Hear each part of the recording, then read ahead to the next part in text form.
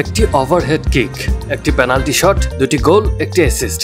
একজন ফরোয়ার্ডের জন্য একটা ম্যাচ থেকে এর চেয়ে বেশি কি চাই?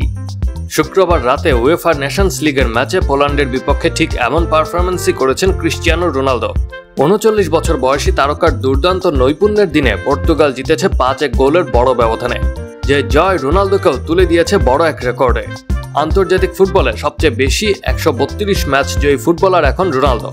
পেছনে পড়ে গেছেন স্পেনের সার্জিও রামোস। নেশনস লিগের গ্রুপ A1 এর ম্যাচটিতে রোনালদো ছাড়াও পর্তুগালের হয়ে গোল করেছেন রাফায়েল লিয়াও, ব্রুনো ফার্নান্দেজ ও পেদ্রো নেতো। ৫৯ মিনিটে লিয়াও গোলের খাতা খোলার পর ৭২ মিনিটে পেনাল্টি থেকে পানেনকা শটে করা গোলে ব্যবধান দ্বিগুণ করেন রোনালদো। ম্যাচে আল নাসের তারকার সেরা মুহূর্তটি আসে ৮৭ মিনিটে, দলের পঞ্চম গোলের সময়। ডান পাশ থেকে ভিতিনিয়া খানিকটা উঁচু করে বল বাড়ান বক্সের ভেতরে।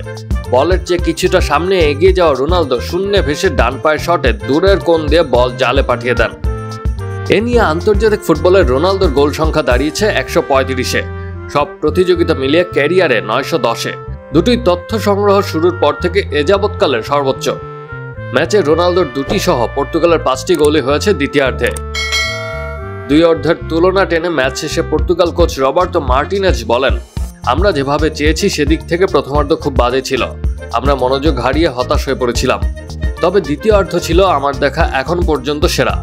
আমরা মানসিকতা বদলে নিয়ে খেলায় মনোযোগ দিয়েছি, পারস্পরিক সহায়তা বাড়িয়েছি, পোল্যান্ডকে খেলতেই দেইনি।